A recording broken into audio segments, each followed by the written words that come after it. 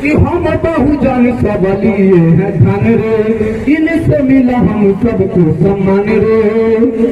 तो आज करता हूँ मैं ऐलान, जय भीम का दीवाना हूँ, आज करता हूँ ऐलान।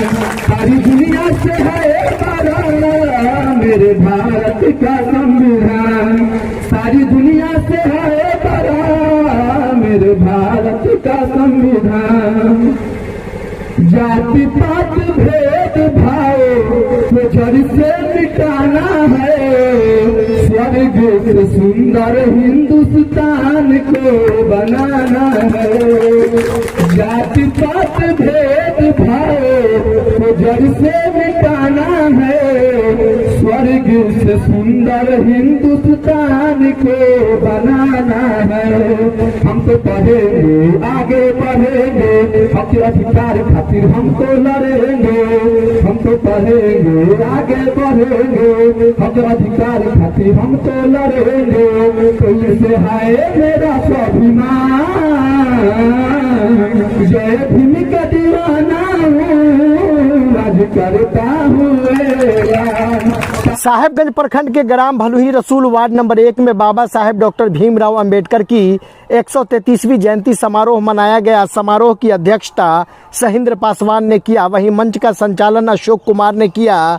मुख्य वक्ताओं में इंजीनियर जितेंद्र पासवान, अकबर अली, मोहम्मद कलीम, लालबाबू पासवान, शंभू पासवान, उमेश दास उर्वशी, विनोद कुमार, आनंद प्रकाश, अमरेंद्र कुमार, अजय यादव, सोनेलाल पासवान, कंचन कुमार, अजय कुमार आदि ने बाबा साहेब डॉक्टर भीमराव अंबेडकर की जीवनी पर प्रकाश डालते हुए उनके द्वारा बताए गए मार्ग पर चलने को कहा।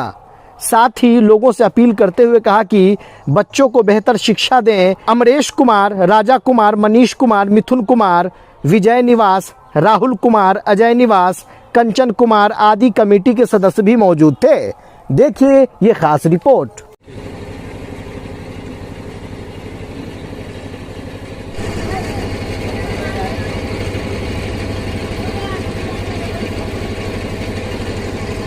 आप ये बाबा साहेब का जो प्रतिमा देख रहे हैं, आपको बता दें कि मेरे हाथ में जो पेन है ये बाबा साहेब के पेन है।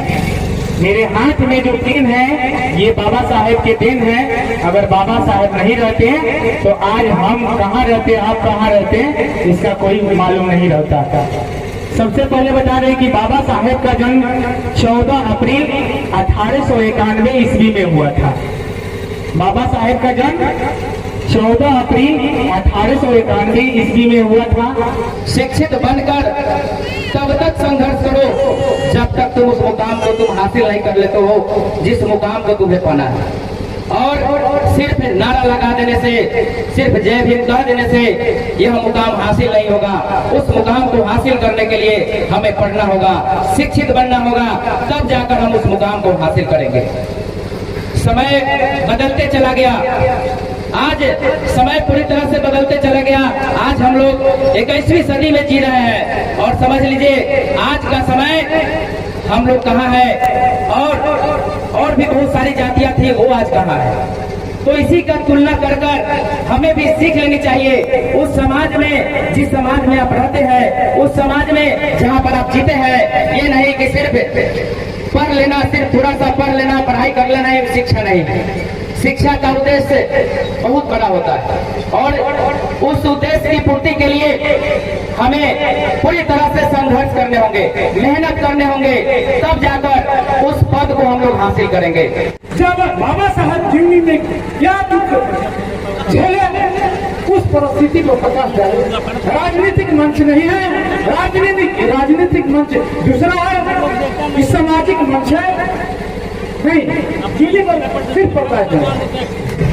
साथियों, आज हम सभी बाबा साहेब के 133वें जयंती समारोह को मना रहे हैं और इस समारोह में उपस्थित हमारे तमाम युवा साथी और खासकर मेरी बातों को आप लोग ध्यान दीजिएगा और मेरा अनुरोध रहेगा उन साथियों से, खासकर युवाओं साथियों से, बच्चे से जो अभी स्टूडेंट लाइफ को झेल रहे हैं और स्टूडेंट हैं और साथ ही अपने अभिभावक गणों से मैं ये एक बात रखूंगा। इस सभा की अध्यक्षता कर रहे अध्यक्ष बड़े भैया शैलेंद्र पासवान जी, संचालन कर रहे मेरे अशोक जी, मंच पे उपस्थित बड़े भाई उमेश दास उर्वशी जी, बड़े भैया श्री लालबाबू पासवान जी जो हमारे क्षेत्र के पूर्व जिला पार्षद, शंभू भाई, कलाम भैया, शिवरतन दास जी, जहूर आलम जी और सामने हमारे विनोद भाई, सुरेश जी और इलेक्ट्रॉनिक मीडिया के मेरे अभिभावक दिलीप भारती जी और बंधु अमन जी, असगर जी और यहाँ उपस्थित तमाम अभिभावकगण को मेरा क्रांतिकारी जय भीम। लेकिन जो घर का गार्जियन बनता है वही सोचता है कि मेरा घर कैसे चले। जब आप चुनाव लड़ते हैं या कोई भी चुनाव लड़ता है तो चुनाव जीतने का सोचता है और चुनाव जीतने के लिए जितना भी फार्मूला होता है सारे फार्मूला को लगा देता है। तो कहीं ना कहीं हम लोगों में कमी है। आपका इशारा में समझा आप क्या कहना चाहते थे, लेकिन कहीं ना कहीं इस 85% में कमी है। तब तो उसको भरपाई करने के लिए किसी और को टिकट दिया जाता है। आपका इशारा था कि इतने हम लोग के समाज में रहने के बावजूद भी टिकट की बंटवारा जो होती है किसी और को दे दी जाती है। कारण यही है कि हम लोग संगठित नहीं है। अगर हम लोगों में एका दुका अच्छे शिक्षित है, अभी हम लोग साक्षर हुए, शिक्षित नहीं है। अभी हमारे समाज के दलित, महादलित, अति पिछड़ा, अल्पसंख्यक वर्ग के जो भी नवयुवक साथी हैं वो भले न कर लिए हो, लेकिन वो साक्षर कह जाएंगे क्योंकि उन्हें अपने विषय में, अपने पूर्वज के विषय में, अपने देश और राज्य के विषय में उनको पता रहता नहीं है और जो कहता है उसी को लेकर चलने लगते हैं, उससे विचार भी नहीं करते हैं। तो सबसे पहले हम लोग को शिक्षित होना होगा। मेरी जहां तक आवाज जा रही है, मैं सभी अभिभावकों से, सभी नौजवान साथियों से, सभी बहनों से मैं हाथ जोड़कर विनती करूंगा कि अगर बाबा साहेब का सपना पूरा करना है तो पढ़ना पड़ेगा। नहाते हैं वो लिबास बदलते हैं और जो पसीने से नहाते हैं वो संविधान बदलते हैं।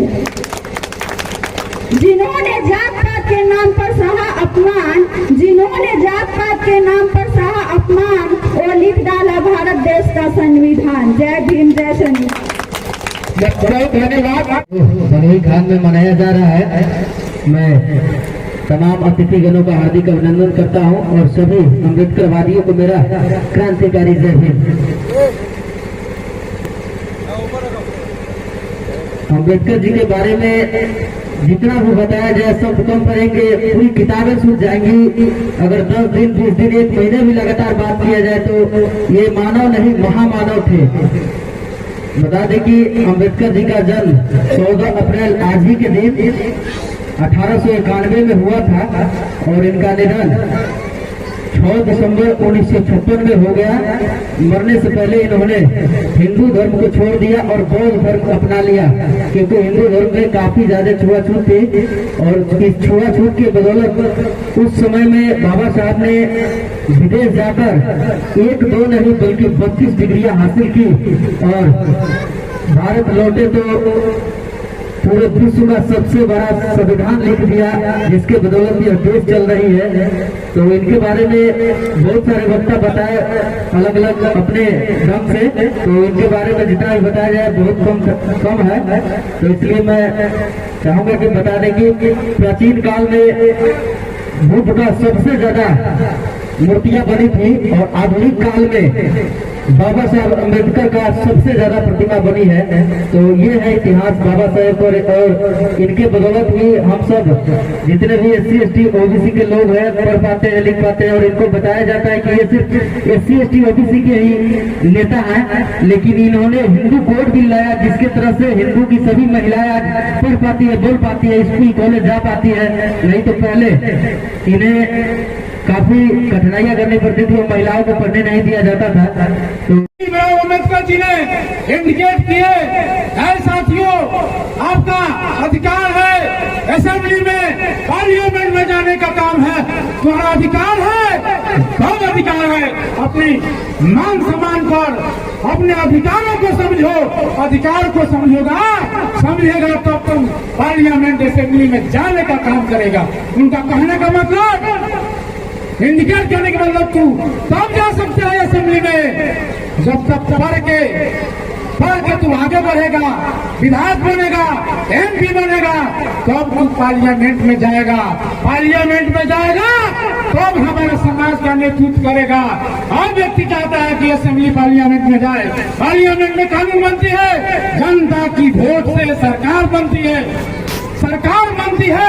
सरकार बनने के बाद कानून बनती है, कानून बनने के बाद जनता अमल करती है।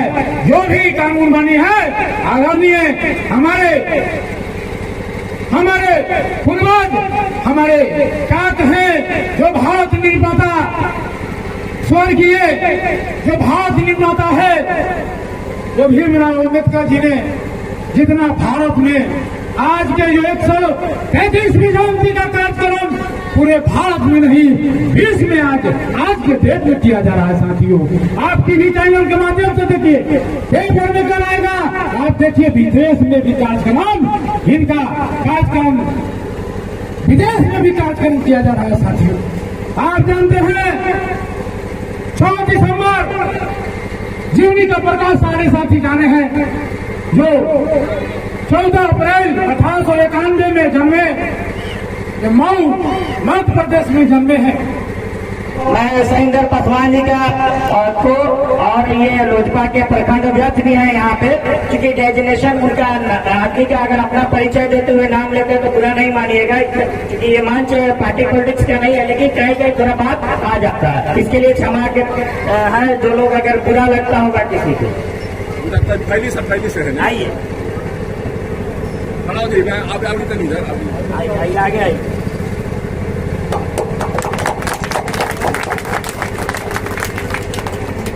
2 मिनट क्षमा कर चाहते हैं। इस कार्यक्रम के लिए हमारे छोटे भाई जो अमरेश कुमार के नेतृत्व में, रोहित कुमार, राहुल कुमार, मुकेश कुमार, मनीष कुमार, अन्य अरुण कुमार, जितने साथी हैं, जितने हमारे छोटे अनुज है, भाई है, उसका मैं बहुत बहुत धन्यवाद देता हूँ। उनके सहयोग से, मेरा भी सहयोग से, उन लोग के जुनून से मैं आगे कार्यक्रम मैं रखा था। सबसे मैं उन लोगों को मैं धन्यवाद देता हूँ।